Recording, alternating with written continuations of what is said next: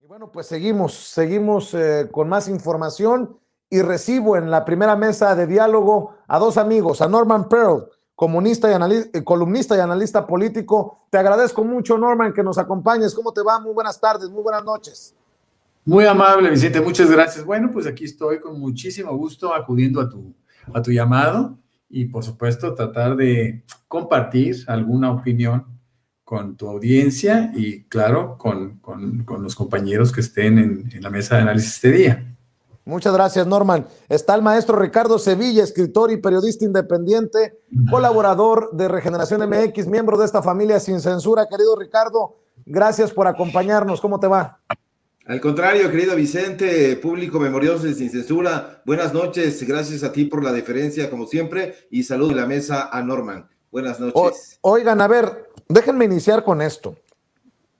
Dice Lorenzo Córdoba, es más, no me permitieron el acceso a la mañanera en Hermosillo, hoy en Sonora, por cosas meramente técnicas que no son lo mismo las formas en Palacio Nacional que en Hermosillo, pero yo sí quería preguntarle al presidente si ya podemos considerar a Lorenzo Córdoba como un obstáculo en la democracia mexicana, un personaje que le está haciendo daño a la democracia. Bueno, resulta que Lorenzo Córdoba asegura que él no quiere lanzarse como candidato a la presidencia. Dice, no aspiro a ser candidato en 2024, volveré a mi espacio en la UNAM. Negó que tenga aspiraciones políticas de cara a las elecciones presidenciales del 2024 y recordó que la ley le prohíbe contender para un cargo público después de terminar su encargo como consejero electoral en 2023.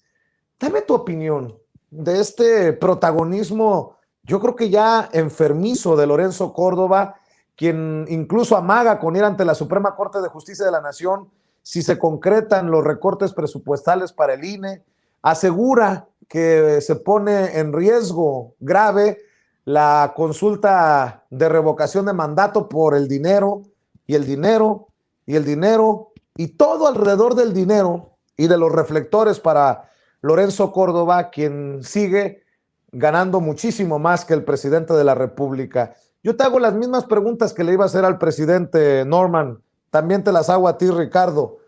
¿Es Lorenzo Córdoba un obstáculo en la democracia mexicana? ¿Le hace daño Lorenzo Córdoba a la democracia en México, Norman? Sin duda. Es claro que no se puede ser árbitro, no se puede ser juez y parte. Él ha seguido participando o ha estado participando de una forma muy clara en beneficio de un grupo específico y esto no le da, es decir, eso no le permitiría que pudiera seguir ostentándose como un sujeto imparcial, ¿no?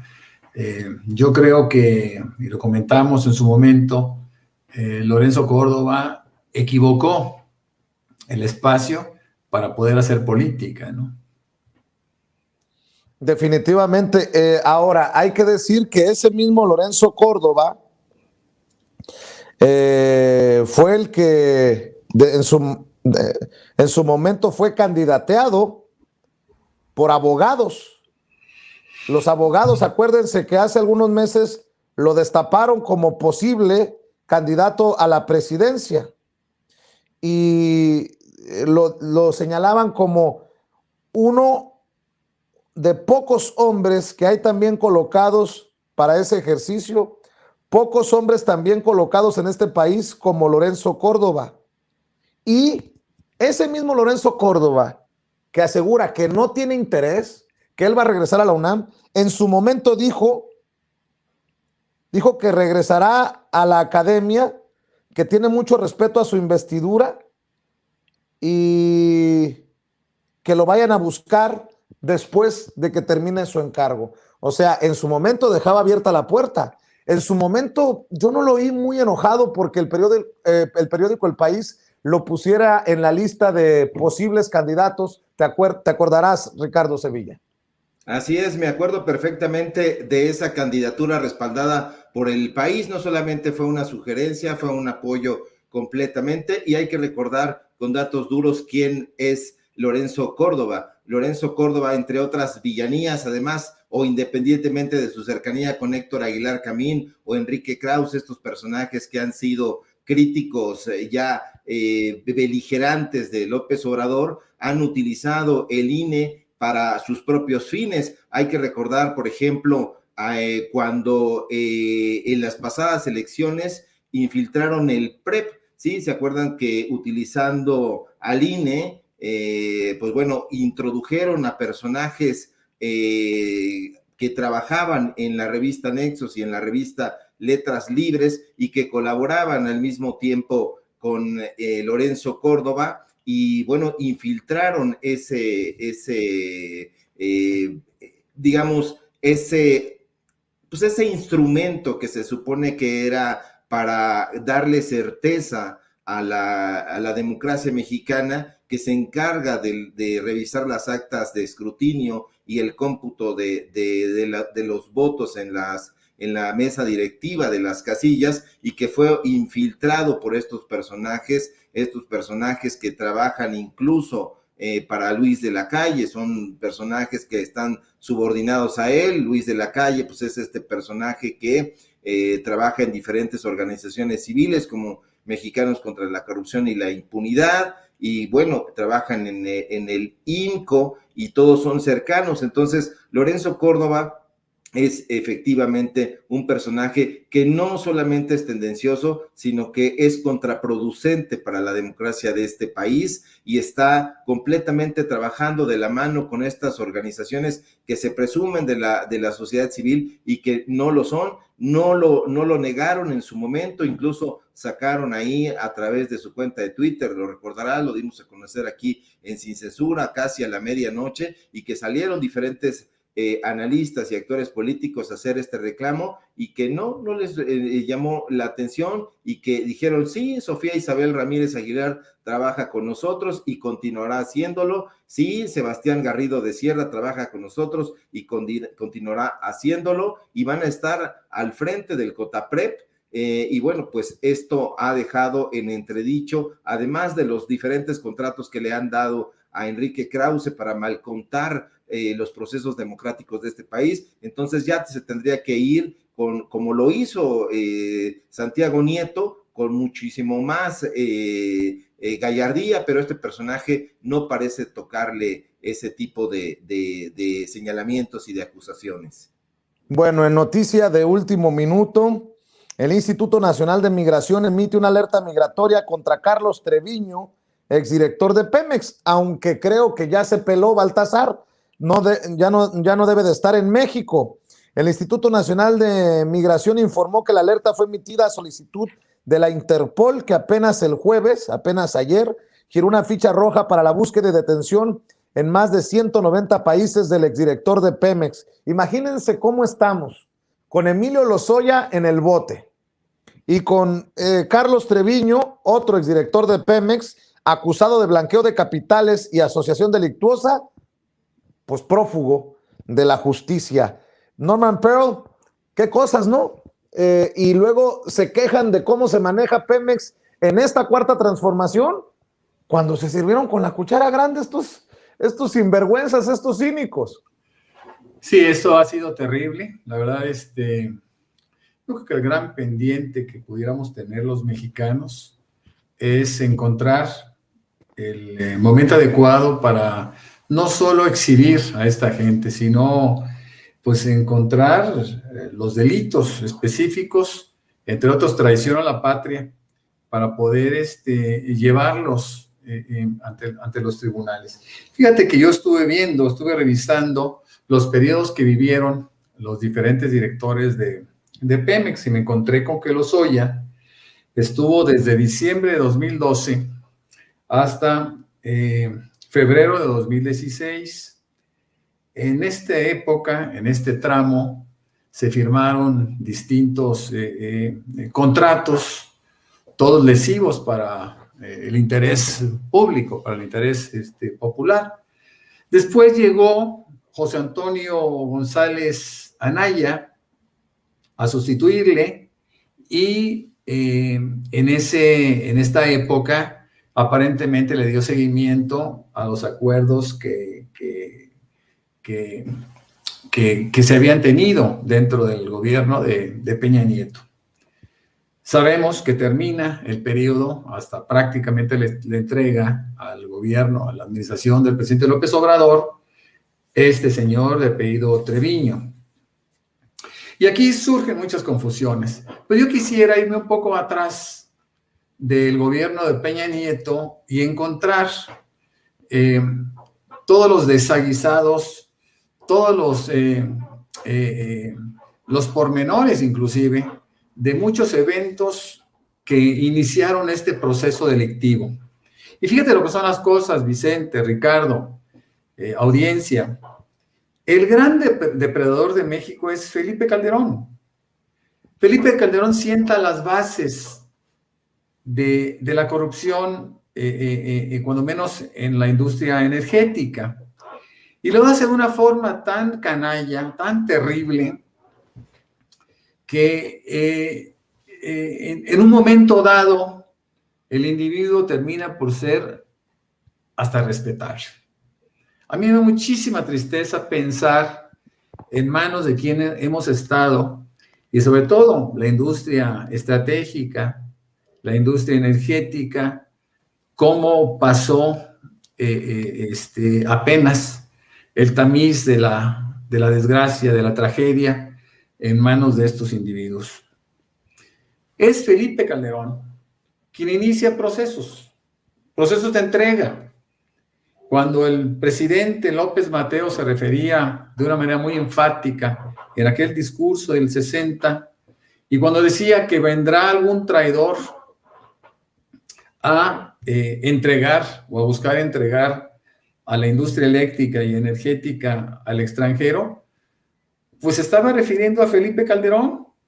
Y lo vemos como desde el momento que se crea aquella empresa de Odebrecht, filial de Odebrecht aquí en México, y se le entrega la posibilidad de que pueda operar, inclusive se le financia, eso lo sabemos todos, a través de la banca de inversión mexicana, en condiciones muy ventajosas, y todavía le dan la oportunidad de que para otra empresa que ellos mismos crean, también de saliva, como se suele decir en el ámbito financiero, se les iban a suministrar 66,000, lo tengo por aquí el dato, 66,000 barriles diarios de etano como materia prima a esa planta.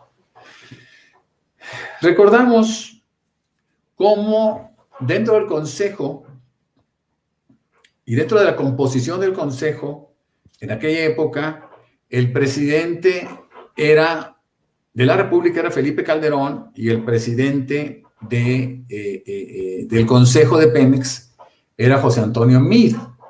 Y también sabemos que hubo un consejero independiente que se opone a que se hagan estos contratos, y dice, bueno, es que estos contratos van a dañar terriblemente a Pemex, ¿no? Ese es el momento de detenerlo. Debemos destruir este contrato. Y José Antonio Meade se opone.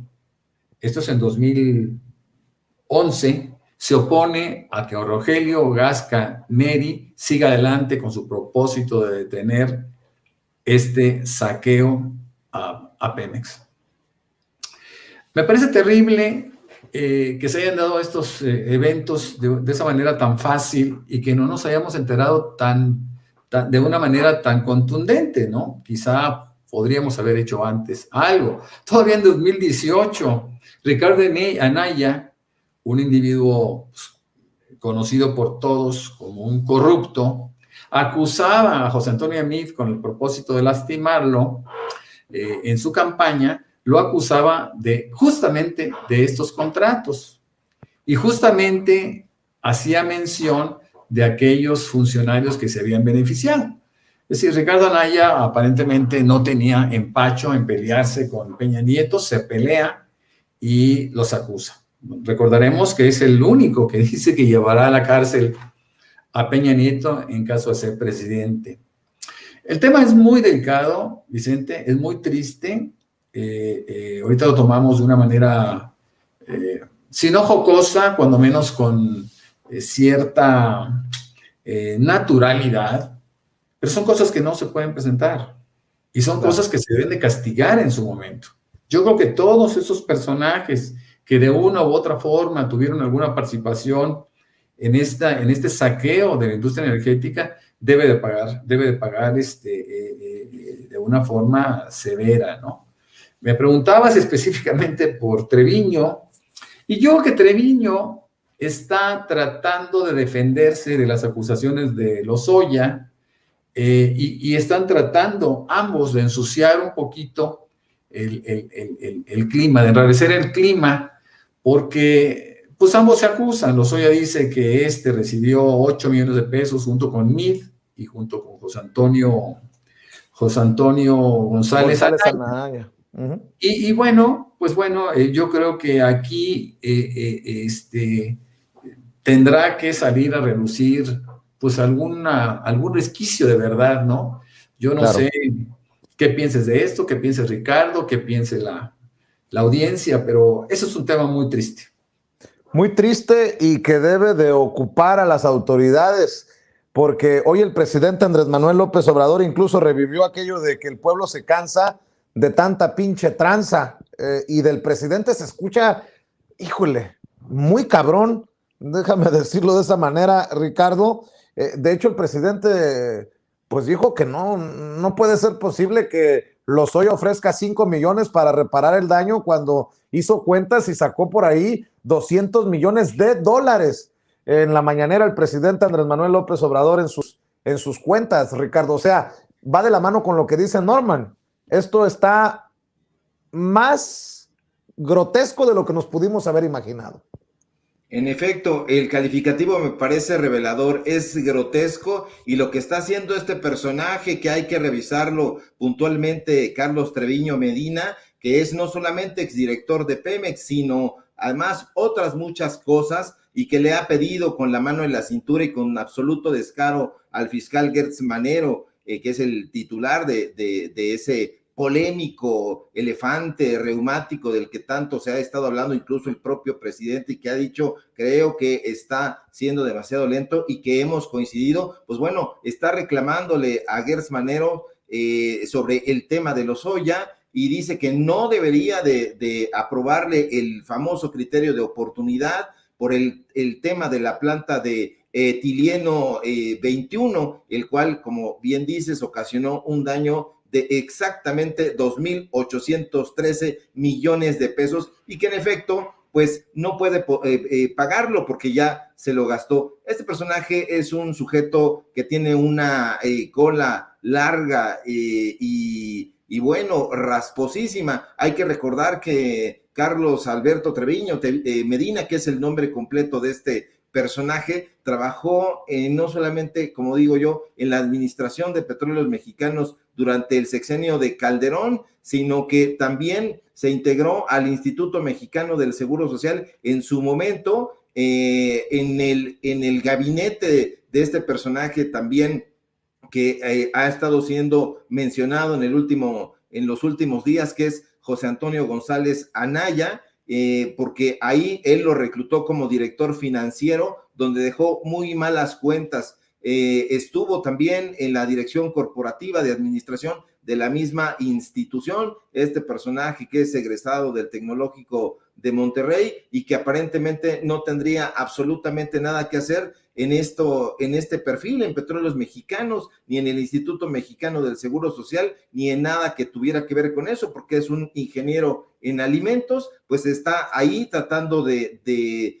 pelarse, como tú bien dices. Ya hay una orden para que, una ficha para que se le atrape. Yo creo que ya no estará aquí, porque es un personaje que ha estado inmiscuidísimo en el asunto de este tema tan lesivo para los mexicanos y las mexicanas. Ha tenido puestos estratégicos al lado de no solamente de Calderón, sino también de Peña Nieto. Estuvo por ahí como oficial mayor en la Secretaría de Economía, pero también en la Secretaría de energía, y es aquel personaje que dijo en su momento que si se cancelaba la reforma energética que propuso el peñanietismo, pues no habría manera de pagar indemnización a los que él ya suponía que iban a ser extrabajadores de Pemex. Entonces es un sujeto que hay que observar con muchísimo detenimiento, y por supuesto que es un gran desafío para la Fiscalía General de la República. Ojalá que le dé muchísimo más celeridad y un seguimiento que los mexicanos y las mexicanas pues estamos tránsidos de que se haga, y que ya los metan definitivamente al bote, porque hay muchísimas pruebas en contra de y de toda la gente que está inmiscuida en el tema de petróleos mexicanos. Bueno, eso por un lado, de Emilio Lozoya, que dice, acépteme $5 milloncitos, nunca recibí soborno, soy inocente, pero acéptenme estos 5 millones porque me urge irme a las lomas a comer pato a la Orange. Pero ¿qué me dicen de Alonso Ancira, el socio de Altos Hornos de México, quien fue exhibido hoy por el presidente Andrés Manuel López Obrador? Reveló que Ancira no quiere pagar, a pesar de que le dejamos su reparación en pagos por lo de agronitrogenados. Ahora no quiere pagar el señor, dice el presidente Andrés Manuel López Obrador. No, pues ya también, que no se pasen de lanzas, Norman. Bueno, la verdad es que aquí hay que ver en qué términos se dio la negociación para que el tipo saliera de la cárcel y se comprometiera a pagar esos $200 millones en 4 partidas de $50 millones al año. Yo creo que hay que ver, hay que revisar ese contrato y eventualmente, si él no está cumpliendo con el mismo, pues seguramente se tendrá que dar marcha atrás y regresarlo a la cárcel. Bueno, eso se me ocurre como una reflexión que cualquiera podría hacer en este caso, ¿no? Es decir, estoy incumpliendo, me sacan de la cárcel para que yo pague, no pago, bueno, pues lo normal, que es que el tipo deba de regresar a la cárcel. Pero mira, hay muchas cosas raras dentro de estas, de estas facilidades, ¿no? De esa permisividad a la cual se ha acudido, pensando que todo el mundo va a actuar como en justicia se debiera hacer. Pero lo que sí es cierto es que Alonso Ancira tiene todo un pasado, ¿no? Un pasado empresarial, entre comillas. Fue un beneficiario de los gobiernos neoliberales corruptos, y fue uno de tantos aquellos que fueron elegidos para que se prestaran a juegos sucios, ¿no? Él mismo, entiendo que compra Altos Hornos de México en una bicoca, después compra esta empresa, que la compra siendo chatarra, la vende como chatarra, y después Pemex tiene que invertir $800 millones para reactivarla. Es decir, cuando se habla de $200 millones del robo que hizo, del sobreprecio que ejerció, por supuesto que con la complicidad de Pemex, hay que pensar también en cuál es el daño colateral. Es decir, cuando nosotros hablamos que Lozoya tiene una deuda, o él asume que tiene una deuda con el país de $5 millones, es porque sus cuentas pues son muy alegres, porque realmente lo que él hizo, lo que él recibió a través de Odebrecht y a través de diferentes empresas que le metieron dinero a las campañas priistas, bueno, pues todo eso se tiene que ir juntando, ¿no? Pero aquí lo importante, y lo decía muy bien Ricardo desde mi punto de vista, cuando nosotros notamos que hay una negociación ventajosa en favor del extranjero, como siempre lo ha promovido Felipe Calderón, sin importarle el daño que se cause a la nación, es decir, nosotros pensamos específicamente es decir, hacemos las cuentas de aquello que de manera directa nos pudo haber afectado. Pero si nosotros tomamos en cuenta la evolución que han tenido esos negocios siempre en contra del país, pues podemos concluir que el daño es bastante mayor, ¿no? Y cuando el presidente habla de que quiere pagar los Lozoya $5 millones, bueno, seguramente si le hacemos una cuenta correcta y no dejamos de incluirle sus consumos, pues podemos llegar a la conclusión de que Lozoya no le va a alcanzar la vida para pagar, y eventualmente, así lo desearíamos los mexicanos, para salir de la cárcel, ¿no? Oye, Ricardo, si a Lozoya le dijeron que era un acto de provocación haberse ido a comer al restaurante, pues ¿qué significa esto que dice el presidente de Alonso Ancira, que no quiere pagar lo que prometió que iba a pagar en pagos? Pues es de la misma calaña este personaje. Yo diría que ahí se avienta, como dicen los franceses, un tete a tete con Lozoya, porque hay que lamentar, por ejemplo, que haya en la cárcel personas que han perpetrado robos menores, que están ahí purgando prisión, mientras estos personajes que son altamente corruptos y que han sido mencionados como ladrones de cuello blanco y que lavan millones de pesos y millones de dólares, se pasean como Alonso Ancira a bordo de estas camionetas que parecen barcos y que fuman en el rostro de las personas y en el rostro de su equipo, y que van muy campantes camino a casa. Y bueno, este es el país que nos heredó el PRI, el PAN. Es el país donde ahorita en estos 3 años se está haciendo una transformación no solamente en el ámbito político, en el ámbito económico también, en el ámbito de la justicia que urge tanto. Y bueno, Alonso Ancira, desde mi punto de vista, es el ejemplo cabal de lo que ha funcionado mal en la aplicación de la justicia penal, que se le tiene que revisar.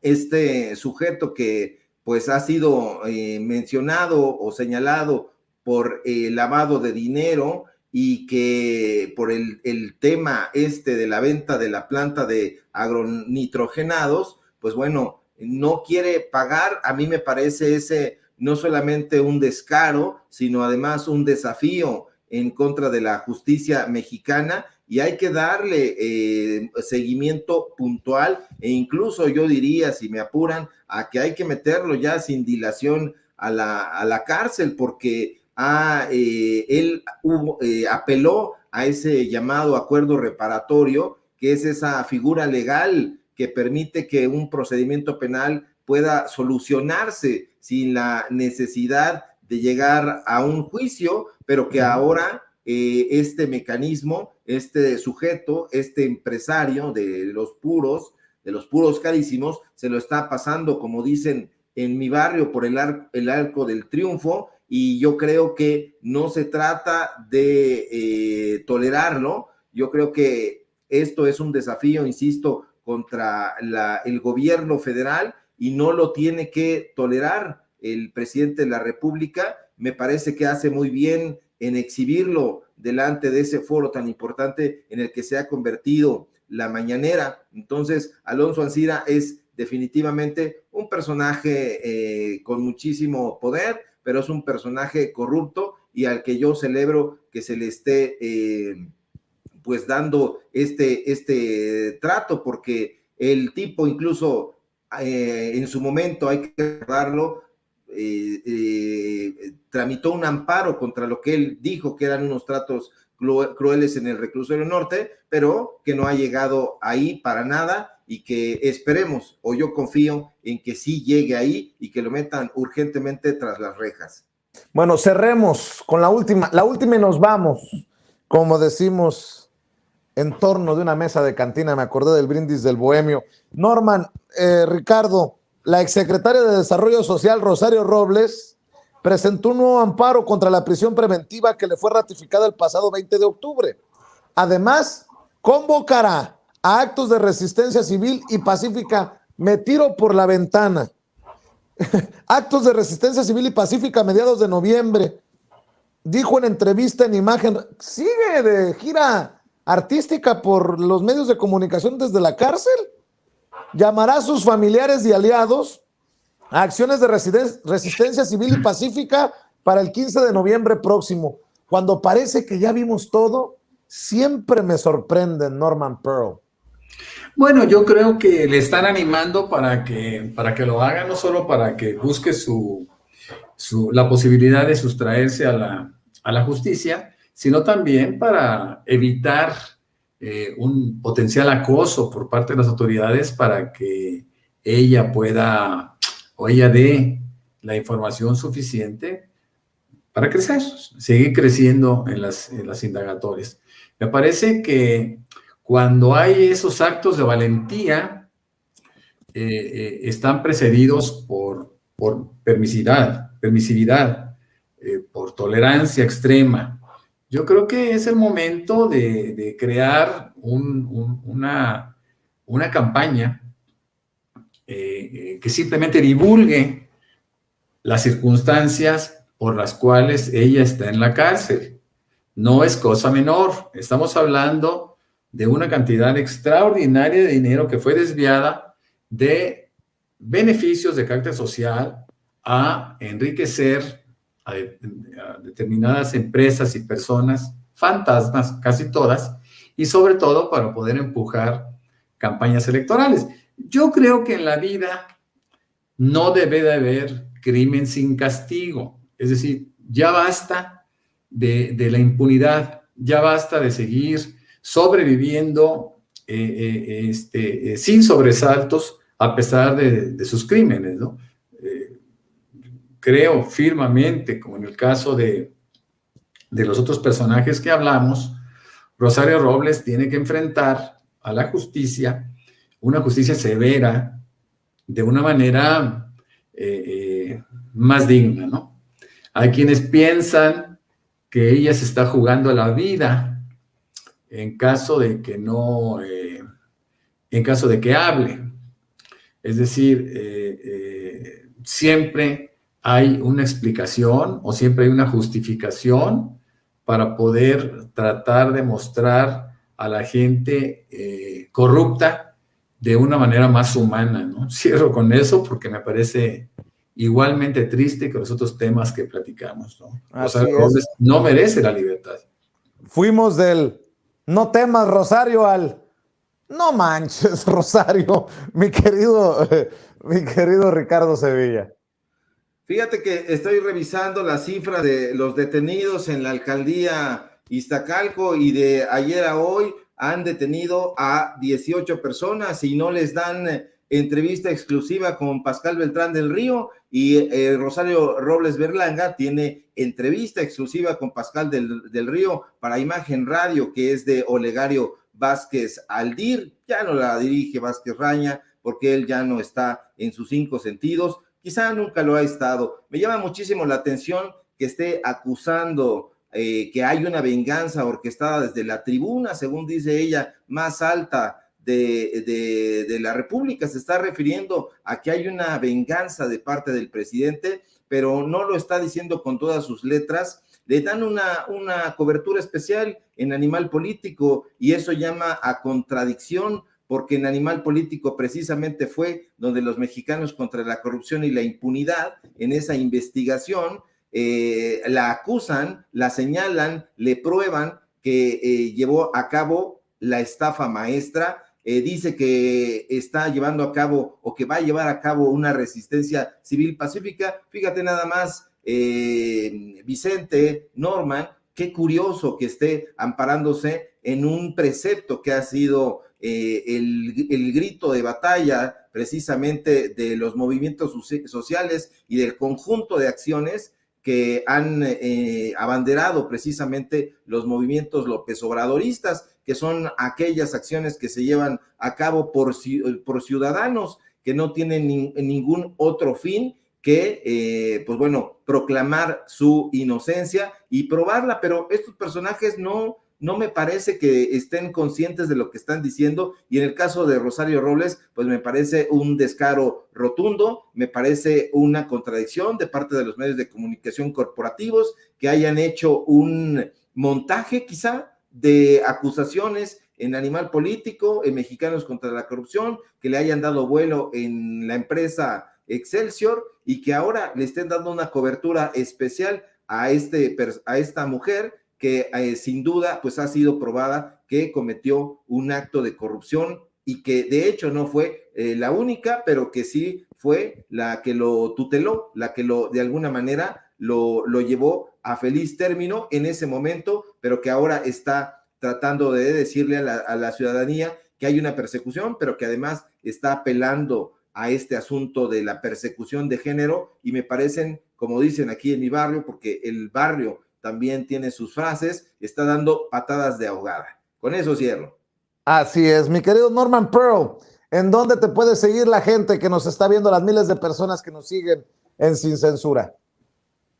Bueno, en Twitter, yo soy Norman F. Pearl, lo mismo en Facebook, tanto en la cuenta personal como en la fanpage. También me pueden leer en algunos portales, como La Lupa MX, que es un gran portal de la zona centro del país. También escribo para Reporte MX, que está en los 32 estados, el Reporte 32 MX. Y Manifiesto 21, que es un portal muy cercano al movimiento de la Cuarta Transformación. Ahí con mucho gusto me encuentro. Bueno, pues muchas ahí gracias. Hay que buscar a Norman Pearl. ¿Y en dónde te apoyamos a ti, Ricardo? Ricardo Sevilla es coordinador de investigaciones especiales de Regeneración MX, miembro de esta familia Sin Censura. ¿En dónde te apoyamos? Aquí, desde luego, querido Vicente, en Sin Censura, donde estamos participando de lunes a viernes a las 11 de la mañana. Y bueno, en Regeneración MX, como dices, donde estamos haciendo un esfuerzo, ya implementamos una sección cultural, vamos a implementar un suplemento cultural, estamos llevando a cabo el tema de la opinión, donde ahí tenemos un buen equipo de opinión. Estamos en un programa que es el programa de los datos duros a través del canal de YouTube de Regeneración, donde estamos de lunes a viernes de 4 a 5:30 de la tarde, hora del centro de la Ciudad de México, perdón. Y bueno, pues en una parodia que tenemos ahí que se llama Tiempos de Canallas, que tenemos también de lunes a viernes de 8 a 9 de la noche. Y bueno, pues en mis cuentas, en Twitter, @SevillaCrítico, en Facebook, en mis cuentas también que tienen esos nombres, Tiempos de Canallas, Ricardo Sevilla, y bueno, pues estamos trabajando todo lo que se puede, porque a la prensa corporativa, pues también tiene a muchos elementos chambeando aquí por allá, pero nosotros estamos aquí con todo el entusiasmo. Muchas gracias, Vicente, público, y un abrazo a Norman. Claro que sí, gracias, Ricardo, gracias, Norman, estamos al pendiente. Que pasen excelente noche, nos vemos por aquí muy pronto en estas mesas de diálogo de Sin Censura.